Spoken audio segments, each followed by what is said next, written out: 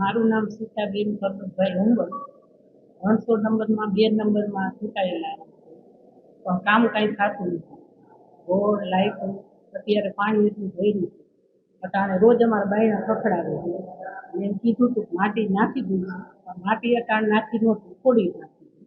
હવે સાહેબે કીધું કે માટી નાખી દઈશું, બધું કામે કરી દઈશું. નકર અમે એવું વિચાર્યું હતું કે રાજીનામું દઈ દેવું છે, પણ સાહેબે એમ કીધું એટલે હવે અમારે રાજીનામું નથી દેવું. બધું હરવે હરવે અમારું બધું કામ કરી દઈશું. અમારો ગરીબ વિસ્તાર છે. હા હા, ગરીબ વિસ્તાર છે એટલે બિચારા સવારે જાય ને સાંજે આવે. કામ કાંઈ થયું નથી. રોડ બધાય કાચા. સાહેબને મળવા આવ્યું. હા, પ્રમુખને મળ્યા, એને બધે કીધું, જવાબદારી લીધી કે અમે આ બધું કામ હરવે હરવે હરવે તમારું બધું કરી નાખ્યું. હા, તો પાછું આપી દીધું રાજીનામું. હરવે હરવે બધું થઈ જઈશું. નો થાય હરવે હરવે તો પછી રાજીનામું દેવું છે. અમારે કામ જ કરવું છે. અમારે એવું નથી કે ન કરે તો રહેવું છે. કામ ન કરે તો રાજીનામું દઈ દઈએ.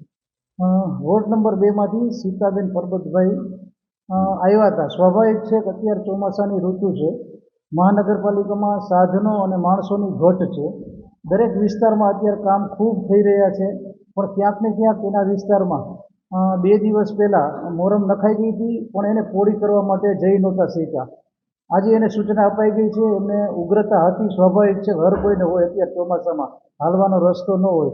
એમની સાથે વાતચીત કરી એમને પણ ખાતરી આપી છે કે અત્યારે ધીરજ રાખીને ચોમાસા પૂરતું આપણે ધ્યાન કરીને ટેકલ કરવું પડશે. રોજ જે જોઈશું એને ધીરે ધીરે મેટલું પણ આપશું, એ પોળી પણ કરાવી દઈશું ને હાલવાના રસ્તા સરસ થઈ જાય એના માટેના અત્યારે વાતચીત આપણે કરી છે. અને એને ધીરજ રખાવી છે કે અત્યારે તમે જો આ 4 મહિના એકવાર પસાર થઈ જાય, તમારી જે અપેક્ષા છે કે રોડ રસ્તા, તો આ વિસ્તારમાં હું ખાસ કરાવી દઈશ કે સ્વાભાવિક છે કે આ બધા ખૂબ ગરીબ લોકો છે. ગરીબ લોકોની અહીંયા કોઈ ધ્યાન ન દેતી ન ચાલે.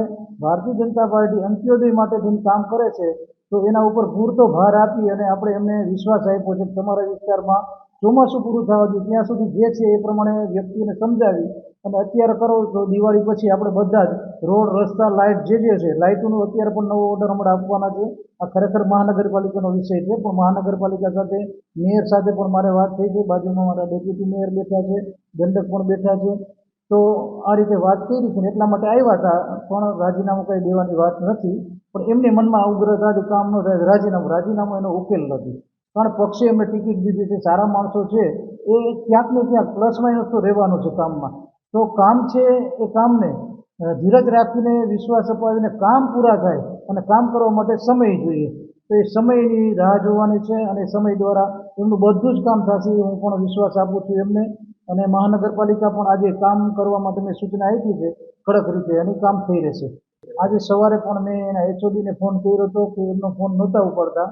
મેં એને તરત જ કીધું, પણ ક્યાંક ને ક્યાંક એમનું એવું હતું કે 2-3 વાર ફોન ન ઉપાડે પછી ક્યાંક ને ક્યાંક ઉગ્રતાથી અપશબ્દ બોલે. મેં કીધું પણ એવું અપશબ્દ નહીં, તમે ફોન ઉપાડો.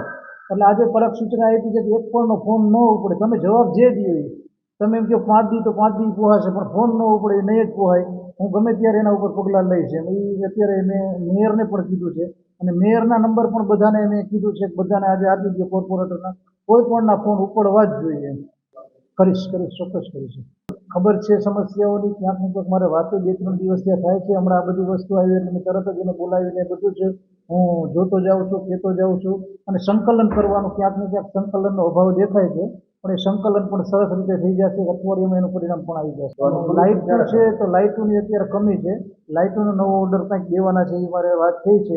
એ આવે એટલે ધીમે ધીમે બધા જ વોર્ડમાં થોડી થોડી લાઇટો આપી અને એક પછી એક કામ છે એ સમય માગી લેશે.